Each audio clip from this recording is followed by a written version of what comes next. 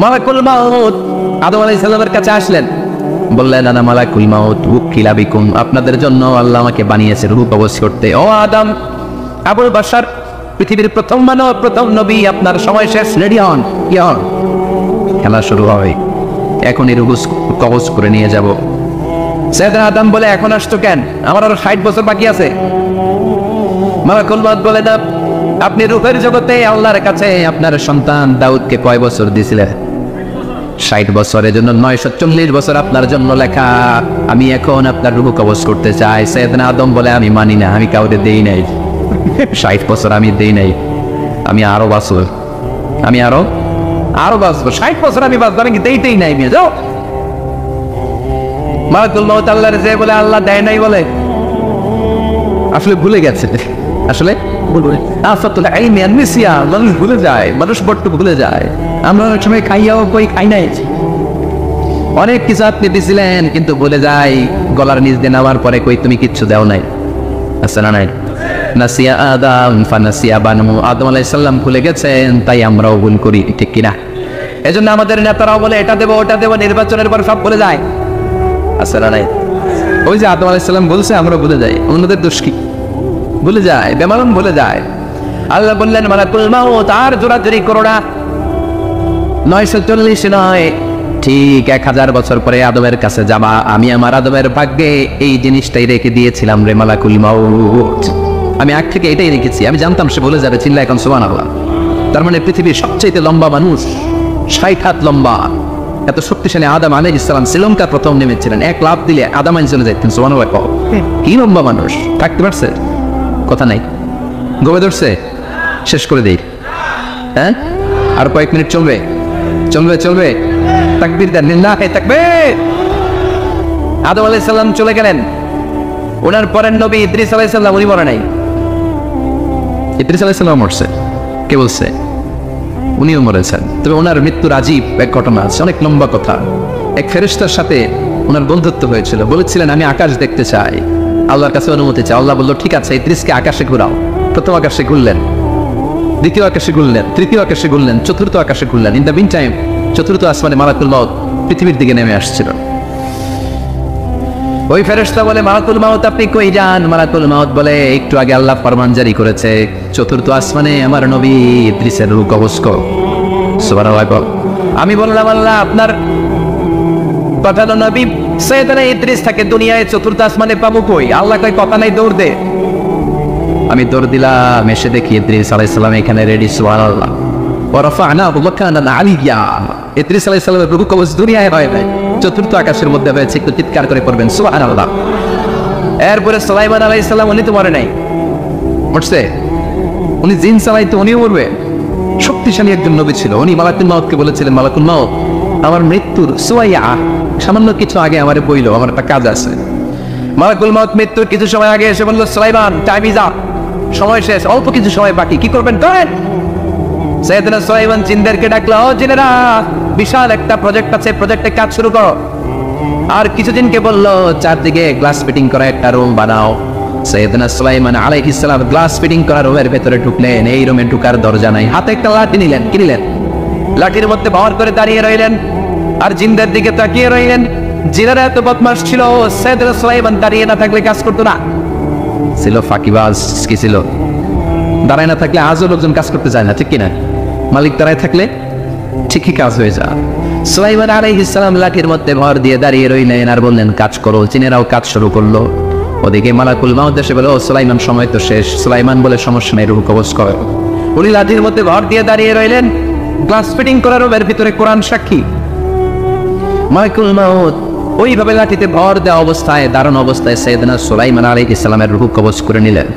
উনি এমন ভাবে দাঁড়িয়েছেন, রূহ চলে গেল, লাশ হয়ে দাঁড়িয়ে রইলেন। লাঠির মধ্যে দাঁড়িয়ে আছেন, জমিনের মধ্যে লুটিয়ে পড়ে নাই। সুবহানাল্লাহ। জিনগুলো দূর থেকে ভাবলো, বস তো দাঁড়ায় আছে। কে দাঁড়ায় আছে? জিনেরা মনে করছে বস দাঁড়ায় আছে, কাজ করতে হবে। করতে করতে পুরা প্রজেক্টের কাজ শেষ। ইন দ্য মিন টাইম ঝিঝি পোকা, ওই পোকা যে পোকা কাঠ খেয়ে ফেলে, এই কাঠ খাওয়ার পোকা সুলাইমান আলাইহিস সালাম লাঠির ভেতরে ঢুকে লাঠিও খেয়ে ফেলেছে। সাইয়েদনা সুলাইমান আলাইহিস সালাম তপাস করে জমিনে পড়েছে। আর জিনেরা কয়, হাই হাই, খালি খালি কাম করছে দাদি। সুবহানাল্লাহ বলবেন না? সুলাইমান আলাইহিস সালাম বাঁচতে পারে নাই, চলে গেলেন। মুসা আলাইহিস সালাম মরছে, উনি মরবে কেন? উনি তো রানী মার উঠছে এক থাপ্পড়ে ফেরাউনের বাবুর্চি নাই। মুখের আগে হাত চলতে কয়েকজন, এর মধ্যে মুসা আলাইহিস সালাম আছে না নাই? মালাকুল মাউত মানুষের আকৃতিতে অনুমতি না নিয়ে ঘরের ভেতরে ঢুকে গেল। ঢুকে বলে, আনা মালাকুল মাউত, আমি মৃত্যুর ফেরেশতা। তো কি চাও? জিতু আন আখবাদা রূহাক, আপনার রূহ কবজ করতে আসছি। কিন্তু মুসা আলাইহিস সালাম দেখতেছেন দিব্য একজন মানুষ, কি দেখে? আবার সালাম দেয় নাই, অনুমতি নিয়ে ঢুকে নাই। অমিয়া অনুমতি নিয়ে ঘরে ঢুকার দরকার আছে না নাই? মুসা আলাইহিস সালামের মেজাজ বড় গরম। উনি বললেন, কি করবি? আপনারে মারবো, এদিকে আয়। মালাকুল মাউত মনে মনে ভাবে, এতদিন সব মানুষগুলো আমারে দেখলে দিত দৌড়, আজকে মনে হয় আমারে দিতে হবে দৌড়। এক পা গায়ে দুই পা পেছায় সাহস করে সামনে গেলেন। আবার মুসা আলাইহিস সালাম দিলেন এরকম থাপ্পড়। ফাসাক্কাহু ফাফাকুয়া আইনা, বুখারীর বর্ণনা, এক থাপ্পড়ে চোখ নাই। ঠিকই মালাকুল মাউত দৌড়, এক দৌড়ে আল্লাহর কাছে। আল্লাহ বললেন, রাখো, এটা মুসা আলাইহিস সালাম, তার মেজাজ বড্ড বড়, আমাকে কথা বলতে হবে। আল্লাহ বললেন, মুসা, বুখারীর বর্ণনা, গরুর পিঠের উপর হাত রেখে দাও। রাখা বলো, তোমার হাতের নিচে গরুর যত পশম, প্রত্যেক পশমের বিনিময়ে এক এক বছর করে হায়াত বাড়িয়ে দিলাম। মুসা আলাইহিস সালাম অনেক চালাক নবী, উনি বললেন, আল্লাহ, আমার হাতের নিচে যে গরুর 2000 পশম থাকে, তার মানে 2000 বছর হায়াত বাড়িয়ে দিলেন, কিন্তু এক্সট্রা হায়াত যখন শেষ হয়ে যাবে এরপরে কি হবে? আগে ওইটা বলেন। আল্লাহ বললেন, সুমাল মাহবুত, তারপরে তো মুসা মরতেই হবে, আসতেই হবে। সাইয়েদনা মুসা আলাইহিস সালাম বললেন, ফাল আনা, তাহলে আর দেরির দরকার নাই, এখনই আমি আপনার কাছে চলে যেতে চাই। মালাকুল মাউত মুসা আলাইহিস সালামের রূহ নিয়ে উড়াল দিলেন। সুবহানাল্লাহ। বুঝতে পারছে? বিশ্বনবী মরে নাই, উনি ইন্তেকাল করেছেন। চিল্লায় এখন ঠিক কিনা? ইন্তেকালের আগে বিশ্বনবী প্রচন্ড অসুস্থ হলেন। মা আয়েশারে ডেকে বললেন, আয়েশা, মনে হয় আমি বাঁচবো না। ওই যে খায়বার বিজয়ের দিন, খায়বার দুর্গ বিজয় করার পরে এক ইহুদি মহিলা আবার দাওয়াত দিয়েছিল। ওই দাওয়াত খেতে যাওয়ার পরে গোশতের মধ্যে বিষ মাখানো হয়েছিল রে আয়েশা। ওই বিষ মাখানো খাসির গোশত খেয়ে যে ব্যথা আমার পেটে উঠেছিল, আজ আবার সেই ব্যথা উঠেছে। বিশ্বনবী ওই বিষ খাওয়ানো গোশতের কারণে ইন্তেকাল করেছেন। তার মানে বিশ্বনবীর সাথে জামা আল্লাহ বাইনা নবুওয়া ওয়া শাহাদা, আল্লাহ বিশ্বনবীকে শুধু নবী বানায় নাই, শহীদ হিসেবে কবুল করেছে। সুবহানাল্লাহ করবেন না? প্রচন্ড অসুস্থ, উনি ছাড়া মসজিদে নববীতে কেউ ইমামতি করার সাহস পায় না। বিশ্বনবী বললেন, আবু বকর তুমি যাও। আবু বকরও যায় না। বিশ্বনবী বললেন, পানি আনো। বিশ্বনবী পানি দিয়ে ওযু করলেন। ওযু করে কয়েকজন সাহাবীকে ধরে উঠতে চাইলেন, আবার তপাস করে বেহুশ হয়ে পড়লেন। বিশ্বনবী উঠতে পারে না। আবার বললেন, ঠান্ডা পানি আনো। পানির ভেতরে বিশ্বনবী দুই হাত ঢুকিয়ে দিয়ে ঠান্ডা ভিজা হাত দিয়ে চারার মধ্যে মাসে করলেন, আর বললেন, ইন্না লিল মাউতি লা সাকারাত, হায়রে মৃত্যুর কি যন্ত্রণা, হায়রে মৃত্যুর যে কি কষ্ট। ওমিয়া বিশ্বনবী যদি মৃত্যুর কষ্টে কাতরায়, আমাদের অবস্থা কি? আমাদের নসিবে কি আছে? আল্লাহ তুমি বাঁচাও, করে না আমি। বিশ্বনবী কাঁদছেন, সাহাবারা একের পর এক দেখতে আসে, কান্নার রোল পড়ে গেল চারদিকে। বিশ্বনবীর কলেজার টুকরা নয়নের পুটুলি সাইয়্যিদাতুনা ফাতিমা বিশ্বনবীর কান্না সহ্য করতে পারে না। বিশ্বনবীকে ধরে মা ফাতিমা, সাইয়্যিদাতুনা ফাতিমা বিলাপ করা শুরু করে দিলেন, চিৎকার দিয়ে কান্নাকাটি শুরু করে দিলেন, আর বললেন, ওয়া কুরবাবা, ওয়া কুরবাবা, হায় হায়, আমার বাবার কি কষ্ট, আমার বাবার কি কষ্ট হচ্ছে। বিশ্বনবী বললেন, ফাতিমা তুমি কেঁদো না, আমার কষ্ট আজকের পরে আর থাকবে না, আজকে তোর বাবার সব কষ্ট বন্ধ হয়ে যাবে। কি যেন কানে কানে বললেন, ফাতেমা আরো কেঁদে দিল। আবার কানে কানে কি যেন বললেন, ফাতেমা হেসে দিল। বিশ্বনবীর ইন্তেকালের অনেক পর মা আয়েশার কাছে ফাতেমা বললেন, আমি যখন প্রথমে কেঁদেছিলাম, আব্বা বলেছিল আমি আর বাঁচব না রে ফাতেমা। আবার কানে কানে একটা কথা বলার পরে হেসেছিলাম, আব্বা বলেছিল আমার পরে আমার পরিবার বর্গের মধ্য থেকে সর্বপ্রথম তোমার সাথে আমার দেখা হয়ে যাবে রে ফাতেমা। অল্প কয়েক মাসের ব্যবধানে সাইয়্যিদাতুনা ফাতেমা উনি ইন্তেকাল করলেন। বিশ্বনবী শোয়া থেকে উঠতে পারে না। এক সাহাবীকে দেখলেন মেসওয়াক করছে। বিশ্বনবী মেসওয়াকের দিকে তাকিয়ে রইলেন। বিশ্বনবীর নিথর দেহটা পড়ে আছে। আয়েশা যে বলবে, আয়েশা মেসওয়াক দাও, বলতে পারেন। মা আয়েশা বুঝতে পেরে মেসওয়াক আনলেন, বিশ্বনবীকে মেসওয়াক করিয়ে দিলেন। এবার বিশ্বনবী বললেন, ও আবু বকর শোনো, আল্লাহ আমাকে অপশন দিয়েছে। কি দিয়েছে? আল্লাহ বলেছে, নবী আজীবন থাকতে চাইলে থাকেন, আর আসতে চাইলে চলে আসেন। আমি থাকতে না চেয়ে আল্লাহর কাছে চলে যাওয়ার ইচ্ছা করলাম। সাইয়েদনা আবু বকর কান্না জুড়ে দিলেন। বিশ্বনবী বললেন, আসসালাত আসসালাত, ও আমার উম্মতেরা নামাজ তরক করো না। ইন্তেকালের আগে বললেন, নামাজ ছেড়ে দিও না। আর বললেন, ওমা মালাকাত আইমানুকুম, তোমাদের অধীনস্থ কর্মচারীদের সাথে খারাপ আচরণ করো, ঘাম শুকানোর আগে পয়সা দিয়ে দিও। আর হাত দুটো উঁচু করে বললেন আল্লাহুম্মা ইলা রাফিকিল আলা, ও আল্লাহ আমি আপনার কাছে যেতে চাই। এই কথাটা বলে বিশ্বনবীর হাত দুইটা থপাস করে জমিনে পড়ে গেল, বিশ্বনবীও চলে গেলেন। থাকতে পেরেছে কেউ? চিন্তায় বলেন। এজন্য আমরা আল্লাহর কাছে ইমানই মৃত্যু চাই। কি মৃত্যু? আমরা উত্তম মৃত্যু চাই। চিন্তায় বলেন কি মৃত্যু? এজন্য মরণের আগে ইমান নিয়ে মরার দরকার আছে না নাই? বিশ্বনবী দোয়া করতেন আল্লাহুম্মা রযুকনা হুসনাল খাওয়াতিম, ও আল্লাহ আমাদের শেষটা যেন ভালো হয়। শেষ কথা বলি, এদিকে তাকা, মনোযোগ আছে? বলতেন আল্লাহুম্মা রযুকনা হুসনাল খাওয়াতিম, ও আল্লাহ আপনি আমাদেরকে ইমানের মৃত্যু দেন, আমাদের শেষটা ভালো করেন। কারণ সব ভালো তার শেষ ভালো। জানেন না এটা আপনারা? সব ভালো তার শেষ ভালো। আজীবন ইসলামের পক্ষে, আজীবন নামাজি মুত্তাকি, মরার আগে কাফের হয়ে মনে এরকম আছে না? মরার আগে শাহবাগের মঞ্চে উঠে ভাষণ দেয় ভাইয়েরা আমার আছে না? আবার আজীবন কাফের, ইসলামের বিরোধী, এন্তেকালের আগে কালিমা পড়ে সব মাফ করায় আছে না? বিশ্বনবীর শ্বশুর আবু সুফিয়ান, নাম শুনছেন? বদরের যুদ্ধে বিশ্বনবীর বিরুদ্ধে, মক্কায় বিশ্বনবীর ক্ষমাতে দেয় নাই, উহুদের যুদ্ধে বিশ্বনবীর সাথে ফাইট, খন্দকের যুদ্ধে বিশ্বনবীর সাথে মারামারি, আহজাবের যুদ্ধে কিলাকিলি, সারাটা জীবন বিশ্বনবীর সাথে মারামারি, মক্কা বিজয় কালিমা পড়ে মুসলমান হয়েছে। গোটা জীবনে যা অন্যায় করেছে সব মাফ করে দিয়েছে কে? এজন্য আমরা আল্লাহরে বলি আল্লাহ কালিমাটা পড়তে পড়তে যেন আমরা মরতে পারি। চিৎকার করে পড়ে না আমিন। জিহাদের ময়দানে এক সাহাবা যুদ্ধ করতে লাগলেন। বুখারীর বর্ণনা, যুদ্ধ করতে করতে কাফেরদেরকে মারতে মারতে, হাদিসের ভাষ্য লা ফাযা ওয়ালা শাযা ইল্লা ইয়াদরিবুহা বিসাইফি, তার সামনে যত কাফের আসে সে কচুকাটা করে। অন্য সাহাবীরা খুশি হয়ে যায়, অন্য সাহাবীরা বলে আজকের সব সওয়াব এই সাহাবী পেয়ে যাবে। কিন্তু বিশ্বনবী হঠাৎ করে একটা কথা বললেন, ওই কথা শুনে সাহাবীরা অবাক। বিশ্বনবী বললেন হুয়া ফিন্নার, ও জাহান্নামে যাবে। কই যাবে? জিহাদের ময়দানে এক মুজাহিদ সাহাবী কাফেরদেরকে মেরে শেষ, কিন্তু বিশ্বনবী বলেন কই যাবে? কথা কয় না। এক সাহাবী কয় ঘটনা কি? এত বড় মুজাহিদ ফি সাবিলিল্লাহ কেন জাহান্নামে যাবে? আমি লুকিয়ে লুকিয়ে দেখি। লুকিয়ে লুকিয়ে ওই সাহাবী দেখে মুজাহিদ সাহাবী যুদ্ধ করতে করতে কাফেরদের বিশাল একটা ঘাটির ভেতরে ঢুকে গেল। মারতে মারতে মারতে মারতে হঠাৎ এক কাফেরের আঘাতে এই মুজাহিদ সাহাবীর ডান হাতটা কাটা পড়ে গেল। এবার ডান হাত দিয়ে ফিনকি দিয়ে রক্ত বের হতে শুরু করলো। মুজাহিদ সাহাবী আর যন্ত্রণা সহ্য করতে পারে না। যন্ত্রণা সহ্য করতে না পেরে কাতরাতে কাতরাতে নিজের হাতের ছুরিটাকে জমিনের মধ্যে গেড়ে দিয়ে ছুরির উপর ঝাঁপিয়ে পড়ল। পেটের এই দিক দিয়ে ঠুকে ওপাশ দিয়ে বের হয়ে গেল, এফার ওপার হয়ে গেল, মানে আত্মহত্যা করলো। ঠিক কিনা? জান্নামি নাই? কথা কর। লুকিয়ে লুকিয়ে যে সাহাবা দেখেছে চিৎকার দিয়ে বিশ্বনবীর কাছে যায় বলে আশহাদু আন্নাকা রাসূলুল্লাহ, ও নবী আপনি যে আসল নবী কোনো সন্দেহ নাই, আমি লুকিয়ে লুকিয়ে দেখেছি। ওই মুজাহিদ সাহাবা বেঁচে নাই, সে কাফেরের আঘাতে শহীদ হয় নাই, নিজের পেটে নিজে ছুরি ঢুকিয়ে আত্মহত্যা করেছে। আজীবন বিশ্বনবীর সাথী, মরার আগে জাহান্নামী। আমরা কেউ জানি না আমাদের শেষটা কেমন হবে। এজন্য আমাদের শেষটা ভালো হোক, ভেরি সেন্সিটিভ ইস্যু। আমাদের শেষটা ইমানের হোক। এখন যেমনি মাথা ঠিক আছে, বুদ্ধিমত্তার সাথে শাহাদাত পাকের উপর যেন আমরা মরতে পারি, আমরা পড়ি আমিন। চিল্লায় পড়ে না আমিন। কি করে বুঝবেন মৃত্যুটা ভালো হলো? এক নম্বর আলামত আন-নুতকু বিশ-শাহাদা, মরার আগে আওয়াজ করে জিকির করে কেউ যদি পড়তে পারে না ইলাহা ইল্লাল্লাহু মুহাম্মাদুর রাসূলুল্লাহ সাল্লাল্লাহু, এটা হচ্ছে আলামাতু হুসনিল খাতিমা। আপনার মৃত্যুটাতে ভালো মৃত্যু হয়েছে, এটার আলামত। কি মৃত্যু? সবাই বলেন ভালো মৃত্যু আমরা চাই কি চাই না? ভালো মৃত্যুর এক নম্বর আলামত কালিমা পড়ে যদি মরতে পারে।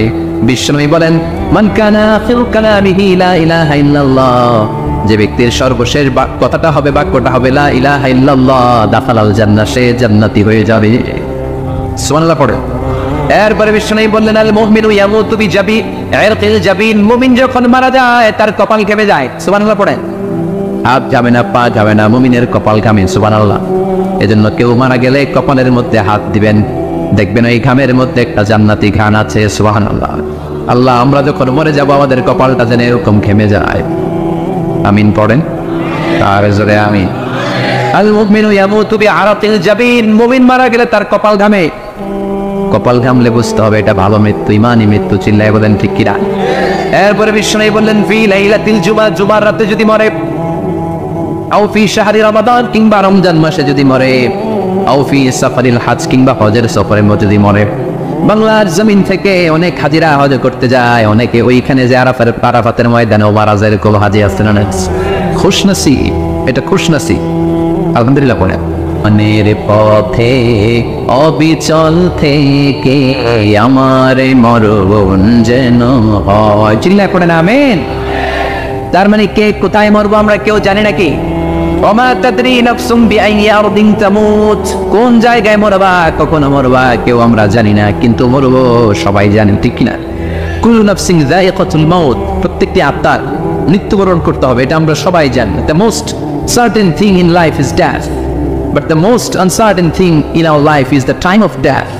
এই জীবনের সবচেয়ে সুনিশ্চিত বিষয় হলো মরণ, সবচেয়ে অনিশ্চিত বিষয় হলো মরণের সময়। চিল্লা এখন ঠিক কিনা? মরবো যে আমরা সবাই জানি, কিন্তু কোথায় মরবো আমরা কেউ জানি? জানি আমরা সবাইকেই মরতে হয়, জন্মালেই মরতে হবে, চলে যেতে হবে, থাকা যাবে না। এটাই হলো পৃথিবীর পদ্ধতি। জীবনের সবচাইতে নির্মম ঘটনা হচ্ছে মরণ, সবচাইতে ভয়ঙ্কর অভিজ্ঞতা। কোন প্রাণীর জন্য সর্বোচ্চ এবং সবচাইতে ভয়ঙ্কর অভিজ্ঞতা হচ্ছে মৃত্যু, এবং এত ভয়ঙ্কর অভিজ্ঞতা, এই অভিজ্ঞতাটা কারো কাছে শেয়ার করে যাওয়া যায় না। মরার সময় কেউ বলে যেতে পারছিল আমার মরতে এমন লাগছে, বলতে পারছে? কেমন লাগছে বলতে পারে? বলা যায় না। তার আগেই চলে যেতে হয় শৈশব, কৈশোর, যৌবন, বার্ধক্য, প্রৌঢ়ত্ব, হ্যাঁ, বয়সের ছাপ, কালো চুল দাড়ি সাদা হয়ে যাওয়া, দাড়ি চুলের শুভ্রতা, দুর্বলতা। This is the circle of life. ছোট্ট ছিলাম, বড় হলাম, সিঙ্গেল ছিলাম, ডাবল হলাম, তারপরে বাবা হলাম, তারপরে শ্বশুর হলাম, তারপরে নানা হলাম, তারপরে চলে যেতে হবে। This is the circle of life. চিল্লায় বলেন ঠিক কিনা? এই যে মুরব্বীরা, দাড়ি পাকা মুরব্বী যারা আছে, আপনারা কি মনে করছেন মায়ের পেট থেকে মুরব্বী হয়ে বেরিয়েছিল? কিরকম বের হয়েছিল? তাও ওয়া ওয়া করেছে। এরাও ফিডার খাইতো, এই চাচারা খায় নাই? এরাও ফিডার খেত, এরাও মায়ের বুকের দুধ খেত, এরাও ছোট্ট বাচ্চাদের মতো গরমকালে পানির মধ্যে ডুবাইতো। স্কুল ফাঁকি দিয়ে বাচ্চারা ডুবাই আসরা নাই, উখিয়াতের ঘুম নাই, ছোট্ট বাচ্চা ছিল, বড় বলো বার্ধক্যে উপনীত হলো। This is the circle of life, চলে যেতে হবে। বিশ্বনবী বললেন আমার উম্মতি মা বাইনা 60 ইলা 70, আমার উম্মতের গড় বয়স হলো 60 থেকে 70। এই উম্মতের গড় বয়স কত? 60 থেকে 70। ওয়া আকাল্লুকুম মাইয়াজুজু যালিক, অল্প কিছু মানুষ আছে যারা 70-এর বেশি হায়াত পায়। এখানে 70-এর বেশি আছেন কারা? হাত তোলেন দেখি তো। কয়জন? একজন, দুইজন, তিনজন? মাশাআল্লাহ, আল্লাহ আরো হায়াত দেয়, আল্লাহ এদেরকে আরো হায়াত দারাজ করুক। চিল্লায় বলেন আমিন। তার মানে আমার উম্মতি মা বাইনা 60 ইলা 70, বিশ্বনবী বললেন এই উম্মতের গড় বয়স 60 থেকে 70, আর 70-এর বেশি হায়াত পাবে। ওয়া আকাল্লুকুম মাইয়াজুজু যালিক, 70-এর বেশি পাবে হাতে গোনা, গুনে বের করে ফেলা যায় একজন, দুইজন, তিনজন, বাকি সব 60-এর আগে নাই। ছিল এখন ঠিক কিনা? বাংলাদেশের গড় হায়াত কত মানুষের? 60। বিশ্বনবীর কথার সাথে মিলে গেছে, চিল্লায় পড়েন সুবহানাল্লাহ। এই জন্য বিশ্বনবী বলেন এই যে মুরব্বীদের দাড়ি পাকে, এই যে রাস্তায় অ্যাক্সিডেন্ট হয়, এই যে ক্যান্সারে আক্রান্ত হয়ে লোকজন মারা যায়, তার উপরেও কি টনক নড়ে না? এরপরেও কি বিবেকে ধরে না যে তোমাকে চলে যেতে হবে? আকসিরু যিকরা হাযিবিল লাযযাত, জীবনের সব স্বাদকে পানসা করে দেয় ওই মরণকে স্মরণ করো। মরণকে স্মরণ করলে জাহান্নাম বরণ করা লাগে না। চিল্লায় বলেন ঠিক কিনা? আবার আল্লাহ বললেন গোলাম, স্পেশাল একজন ফেরেশতা আমি মরণের জন্য সিলেক্ট করলাম, নাম মালাকুল মাউত। তাকে আমরা আজরাইল বলেছিনি। এই মালাকুল মাউত তার বাহিনী নিয়ে নির্ধারিত টাইমে গোটা বিশ্বের সব মানুষের রূহ কবজ করে। অন টাইম নাকি দেরি করে? মালাকুল মাউত আগেও আসে না, পরেও আসে না। সুবহানাল্লাহ পড়ে। সাইয়েদনা সুলাইমান আলাইহিস সালাম জামানাতে ওনার এক ওয়াজির ছিল, মন্ত্রী। ওই মন্ত্রীকে নিয়ে উনি বৈঠক করতেন। ওনার সময় উনি মালাকুল মাউতের সাথে বৈঠক করতেন। শুনতেছেন? আপনাদের মনোযোগ আছে তো? উনি বৈঠকে বসেছেন, মালাকুল মাউত বসা, ওয়াজিরও বসা। হঠাৎ মালাকুল মাউত ওয়াজিরের দিকে বড় বড় চোখ করে তাকাচ্ছে। বড় বড় চোখ করে তাকানোতে ওয়াজির ভয় পেয়েছে। হঠাৎ মালাকুল মাউত চলে গেল। ওয়াজির বলে, ও সুলাইমান আলাইহিস সালাম, এই যে লোকটা বড় বড় চোখ করে আমার দিকে তাকালো, এটা কে? সাইয়েদনা সুলাইমান বলে, হাদা মালাকুল মাউত। যে বর্ণনাটা বলছে এটা হাদিস না, এটা হচ্ছে ইসরাইলিয়া, জিউস ট্রেডিশন। কোরআন হাদিসের সাথে কোনো দ্বন্দ্ব নাই, তাই বর্ণনা করা যাবে। বিষ্ণু বলেছেন বাল্লিগু আন্নি ওয়ালাউ আয়া, আবার বলেছেন ওয়াহাদ্দিসু আন বনি ইসরাঈল ওয়ালা হারাজ, বনি ইসরাঈলের ট্রেডিশন বর্ণনা করো, জিউস ট্রেডিশন বর্ণনা করো, এতে কোনো সমস্যা নাই। ওয়াজির বলে, ও সাইয়েদনা সুলাইমান, বড় বড় চোখ করে যে তাকালো লোকটাকে। সাইয়েদনা সুলাইমান বলে, হ্যাঁ দা মালাকুল মাউত, এটা মৃত্যুর ফেরেশতা। ওয়াজিরের কলিজায় পানি নেই, এটা কি ফেরেশতা? শুনে তো পিলে চমকে গিয়েছে, কয় কি মালাকুল মাউত তো আবার চিনে বলেছে, বাড়ি চিনে ফেলছে আমার খবর আছে। সাইয়েদনা সুলাইমান আলাইহিস সালাম জিনদেরকে দিয়ে কাজ করাতেন, মেঘমালাকে দিয়ে কাজ করাতেন, বিশাল সিংহাসন নিয়ে পৃথিবীর প্রাশ্চ থেকে পাশ্চাত্যে ঘুরে বেড়াতেন। সাইয়েদনা সুলাইমানকে ওয়াজির বলে, ও সুলাইমান, মেঘমালাকে আদেশ করে দেন, আমি আর এই ফিলিস্তিনের ভূখণ্ডে থাকতে চাই না। আকাশের মেঘমালার উপরে আমারে বসিয়ে দেন, আর বলে দেন আমারে নিয়ে যেন আকাশের মেঘমালা হিন্দুস্তানের ওই দূর পর্বতে রেখে আসে। আচ্ছা, আল হিন্দ, হিন্দের সবচেয়ে দূরবর্তী জায়গায় যেন আমারে রেখে আসে। সাইয়েদনা সুলাইমান বললেন, আকাশের মেঘ যাও, আমার ওয়াজিরকে নিয়ে হিন্দুস্তানের একটা উপদ্বীপে রেখে আসো। রেখে আসা হলো, কিছুক্ষণ পর মালাকুল মাউত সাইয়েদনা সুলাইমানের কাছে হাজির। সাইয়েদনা সুলাইমান বললেন, ও মালাকুল মাউত, কই ছিলা? একটু আগে হিন্দুস্তান থেকে আপনার ওয়াজিরের রূহ কবজ করে আসছি। সুবহানাল্লাহ পড়েন। এটা আবার কেমন কথা, তুমি ওইখানে গেলা কেন? কয় রব্বুল আমিন কিছুক্ষণ আগে আমার কাছে পয়গাম পাঠিয়েছে, যাও সাইয়েদনা সুলাইমানের ওয়াজিরের রূহটা কবজ করো। কবজ করার জায়গা হলো হিন্দুস্তানের উপদ্বীপ। কোন জায়গায়? মালাকুল মাউত এসে দেখে সুলাইমান নবীর সাথে মিটিং করে। ওয়াজির কার সাথে মিটিং করে? সুলাইমান নবীর সাথে। কিন্তু ফরমানে লেখা রূহ কবজ করতে হবে কোথায়? হিন্দুস্তানে। সুবহানাল্লাহ করবেন না? এই জন্য বড় বড় চোখ করে আমি তাকিয়েছি, আর মনে মনে ভাবলাম টাইম তো নাই, কারণ মৃত্যু তো অন টাইমে হতে হয়, এখনই ওর রূহ কবজ করতে হবে। কেমন করে ওইখানে যাবে আমি জানি না, আমি আগে চলে যাই।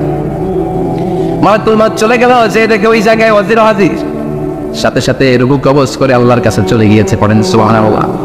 এই জন্য আল্লাহ বললেন, মালাকুল মাউত আমি নির্ধারণ করে দিয়েছি, পৃথিবীর প্রতিটি মানুষ মালাকুল মাউতকে দেখবে, চাক্ষুষ দেখবে, ভালো হলেও দেখবে, খারাপ হলেও দেখবে। কার কথা? ভালো মানুষ যদি হয়, আল্লাহওয়ালা যদি হয়, ইসলাম প্রিয় যদি হয়, ডান পন্থে যদি হয়, মৃত্যুর সময় মালাকুল মাউত আলা সূরাতি শাবিন আলা আহসানি সূরা, একজন যুবকের আকৃতিতে চমৎকার দবদবে সাদা একটা জুব্বা পরে, জান্নাত থেকে জান্নাতি কাপড় নিয়ে, হানুত মিন হানুতি জান্নাত, জান্নাতের সুগন্ধি নিয়ে মুমূর্ষ রোগীর মাথার সামনে এসে বসে যায়, আর দেহটার ইঙ্গিত করে বলে, ইয়া আইয়াতুহান নাফসুত তাইয়্যিবা, ও পবিত্র আত্মা।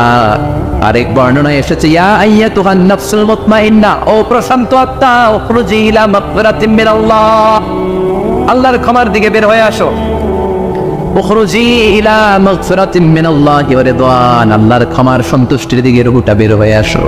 স্মুথলি বলার সাথে সাথে মুমিনের দেহ থেকে রূহটা বের হয়ে আজরাইলের হাতে চলে যায়।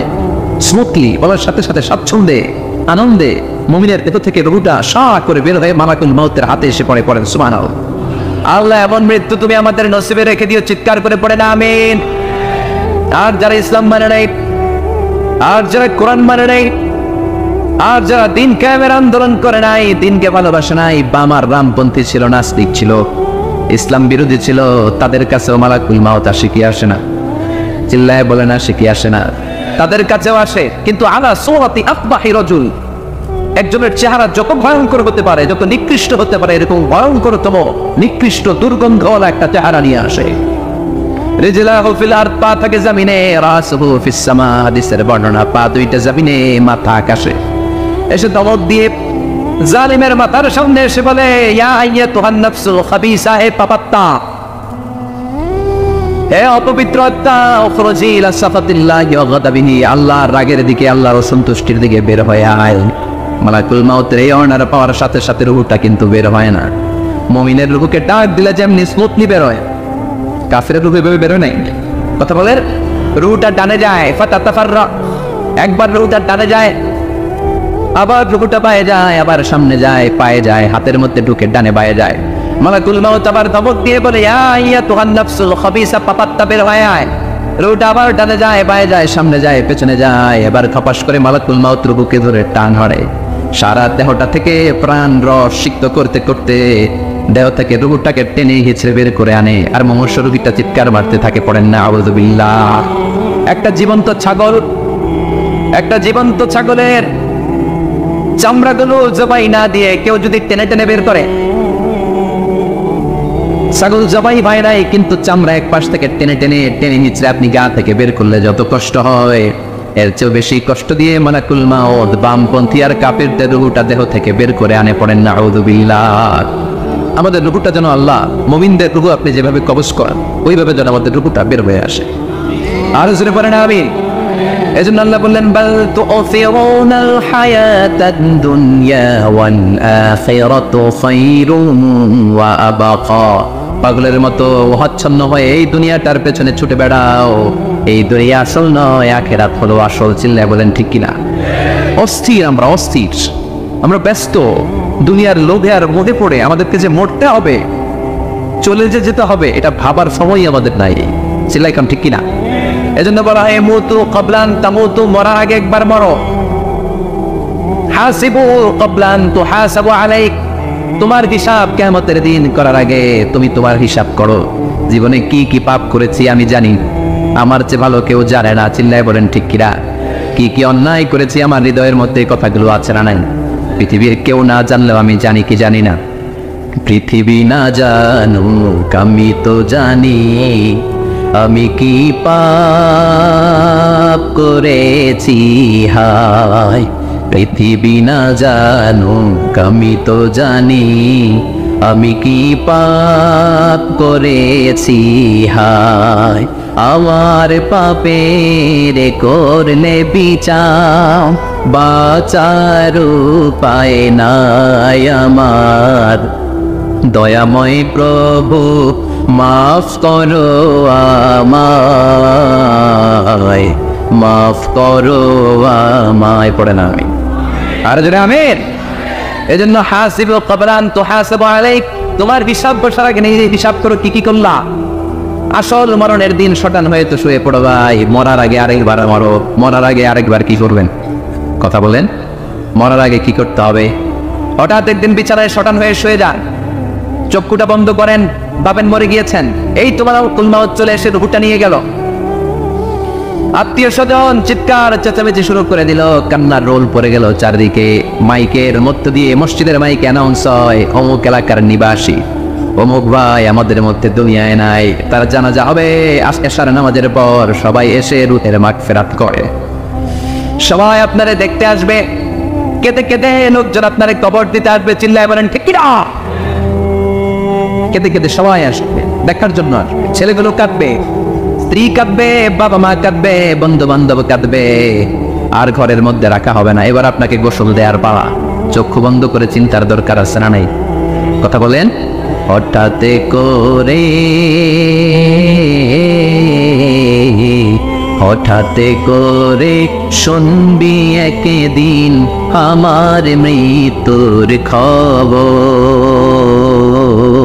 কেঁদে কেঁদে আসবে সবাই দিতে আমায় কবর, দিতে আমায় কবর। ঠিক কি না? একটু চোখটা বন্ধ করে ভাবেন, আপনাকে গোসল দেওয়া হবে, জামাগুলো করা হবে। এত টাকা দিয়ে যে দামি গোসলখানা টাইলস লাগিয়ে ঘরে বানালেন, আপনার শেষ গোসলটা কি ওই দামি গোসলখানায় হবে? লাশ যেখানে দোয়া হয় ওই জায়গায় দোয়া হবে, আপনাকে কাফন পরানো হবে। আপনার কলিজার টুকরা ছোট বাচ্চাটারে বলা হবে, আব্বু দেখে যাও তোমার বাবার শেষবারের মতো দেখো।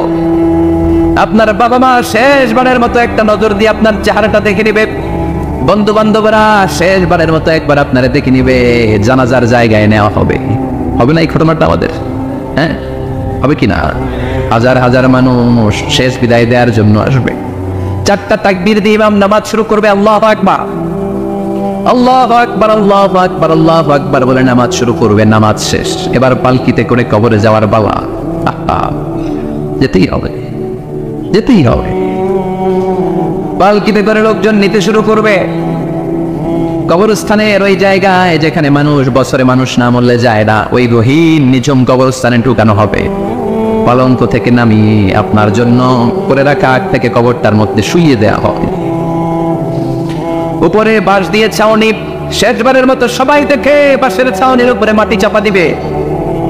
ঠিক কিনা? চলে যাবে সব, কেউ নাই, অন্ধকার, শুধু অন্ধকার। এই অন্ধকার যেন শেষ হতে চায়। এই ঘটনা ঘটবে না আমাদের? কথা বলে ঘটবে কিনা? এজন্য মরার আগে এগুলো চিন্তার দরকার আছে না নাই? মরার আগে আরেকবার মরার দরকার আছে না নাই? এজন্য রব্বুল আমিন বলেন, বাল তুসিরুনাল হায়াতাদ দুনিয়া ওয়াল আখিরাতু খায়রুন ওয়া আবকা। এই দুনিয়ার জীবনটাকে তোমরা আসল জীবন মনে করো, এটা আসল জীবন নয়। আসল জীবন হলো কবরের জীবন। চিল্লায় বলেন ঠিক কিনা? আল্লাহ তোমার এই দুনিয়ায়, আল্লাহ তোমার এই দুনিয়ায় কেউ আসে কেউ চলে যায়, তবু তোমার ভয়ে কারো কাঁদে না হৃদয়। এই দুনিয়াতে আমার বদলে গেল মন, চারিদিকে দেখি শুধু সুখেরই স্বপন। ভাবলো না মন আল্লাহ ছাড়া,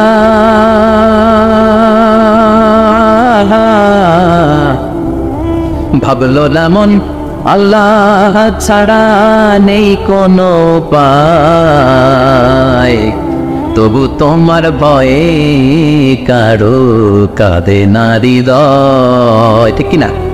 আসে আর চলে যায়।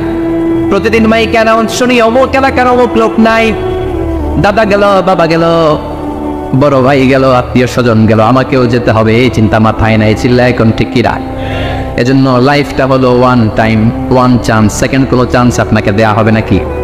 কাফেররা বলবে, ইয়া রাব্বি আরেকটা সুযোগ দেন, লাউ আন্না লানা কাররা ইয়ানি মাররা, আল্লাহ একটা সুযোগ যদি পেতাম দুনিয়াতে ভালো করে আসতাম।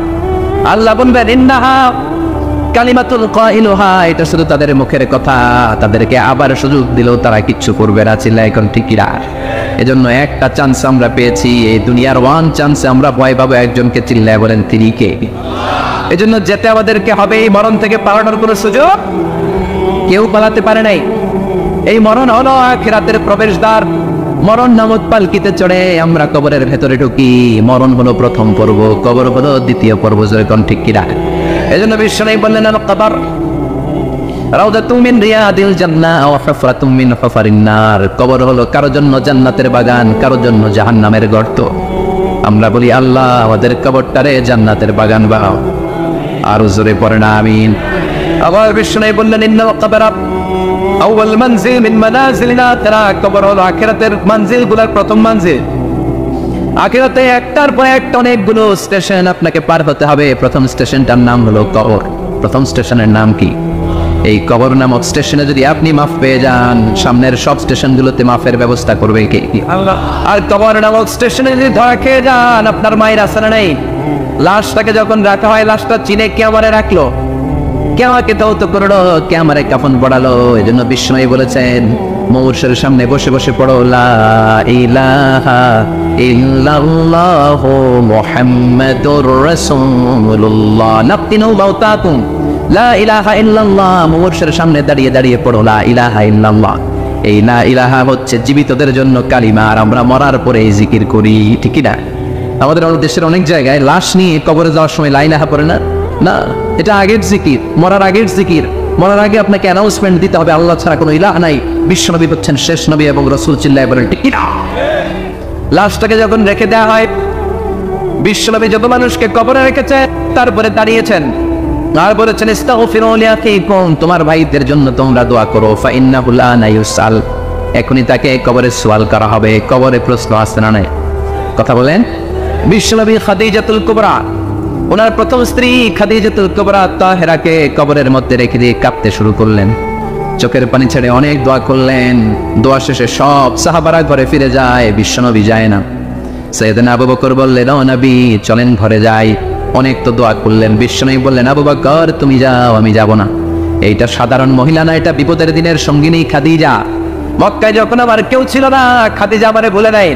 3 বছর কাফিররা আমাকে জেলখানায় বন্দি রেখেছিলাম, শিয়াবে আবি তালেবের জেলখানা। আমার স্ত্রী ওই জেলখানার জীবনেও আমার ছাড়ে নাই, আমার সাথে 3 বছর খাদিজাও জেল খেটেছে। এই একটাই মহিলা, যেই মহিলাকে আল্লাহ আরশের উপর থেকে সালাম দিয়েছে, মহিলাটার নাম খাদিজা। আল্লাহু আকবার। আমার সব সন্তান আল্লাহ খাদিজার পেট থেকে দিয়েছে। ফাতেমাতুজ জোহরা খাদিজার মেয়ে। জাইনাব খাদিজার মেয়ে, উম্মে কুলসুম খাদিজার মেয়ে, রুকাইয়া খাদিজার মেয়ে, আবুল কাসেম বিশ্বনবীর ছেলে খাদিজার ছেলে, আব্দুল্লাহ যাকে তাইয়্যিব এবং তাহের নামে আমরা চিনি সেও খাদিজার ছেলে। সুবহানাল্লাহ। ও আবু বকর, আমার এই কলিজার টুকরা প্রিয়তমা খাদিজারে রেখে দিয়ে কেমনে বাসায় যায়? তুমি যাও, আমি দাঁড়িয়ে থাকবো। এখনই মুনকার নাকির এসে খাদিজারে প্রশ্ন করবে, আমি দেখবো খাদিজা উত্তর দিতে পারে কিনা। আর প্রশ্নের উত্তর যদি ভুল করে ফেলে, কবরের উপর থেকে আমি নিজে প্রশ্নের উত্তর দিয়ে দেব। সাইয়েদনা জিবরাইল বললেন, নবী আপনার আর দাঁড়িয়ে থাকার দরকার নাই, আবু বকরের সাথে করে চলে যান। আল্লাহ জানিয়ে দিয়েছে খাদিজার কবরের প্রশ্নে যদি কোনো সমস্যা হয়, আরশের উপর থেকে খাদিজার প্রশ্নের জবাব আল্লাহ নিজে দিয়ে দিবে। এজন্য কবরের আযাব থেকে বিশ্বনবী পানাহ চেয়েছেন। বিশ্বনবী বলেছেন, আল্লাহুম্মা ইন্না নাউযু বিকা মিন আযাবিল কবর। ও আল্লাহ, কবরের আযাব থেকে তুমি আমাদেরকে বাঁচাও। পড়েন আমিন। কবরে মুমিনদেরকে 4টা প্রশ্ন করা হবে, কাফিরদেরকে 3টা প্রশ্ন। চিৎকার করে বলেন, মুমিনের প্রশ্ন কয়টা? আর জোরে বলেন। প্রথম প্রশ্ন, মার রব্বুক, তোর রবের নাম কি? আমরা কি বলবো? আল্লাহ আমারে রব, এই রবি আমার সব, দমে দমে তনু মনে তারি অনুভব। আল্লাহ আমারে রব, এই রবি আমার সব। পড়েন আমিন। দ্বিতীয় প্রশ্ন, আমার দিন, উত্তর দিনের নাম কি? ধর্মের নাম কি? তৃতীয় প্রশ্ন, মান হাযার রাজুল, এই লোকটাকে কে? আমরা বলবো মুহাম্মদ সাল্লাল্লাহু। 3টা প্রশ্নের উত্তর যখন আপনি কবরে করে দিতে পারবেন, অতিরিক্ত একটা প্রশ্ন, ওয়ামা ইলমুক, এই যে 3টা প্রশ্নের উত্তর পানলা, কেমন করে উত্তর জানলা? কোত্থেকে শিখেছ? নকল করে আনছো কাফনের কাপড়ে? পরীক্ষা বলে নকল আছে না নাই? হাতে নকল আছে না? পায়ে নকল, মোজার ভিতরে নকল আছে না নাই? মোবাইলে নকল আছে না নাই? নকল থেকে আল্লাহ তুমি বাঁচাও। আরো আসতে তো না আমি। কিভাবে জানলা? কেমন করে 3টা প্রশ্নের উত্তর শিখলা? What is the source of your knowledge? তথ্যসূত্র কি? আপনাকে বলতে হবে আমি যেই কিতাবটা থেকে শিখেছি কিতাবটার নাম কি। চিল্লায় বলেন কিনা? এই কিতাবটা হলো কোরআন। আপনাকে বলতে হবে কোরআন থেকে আমি শিখেছি।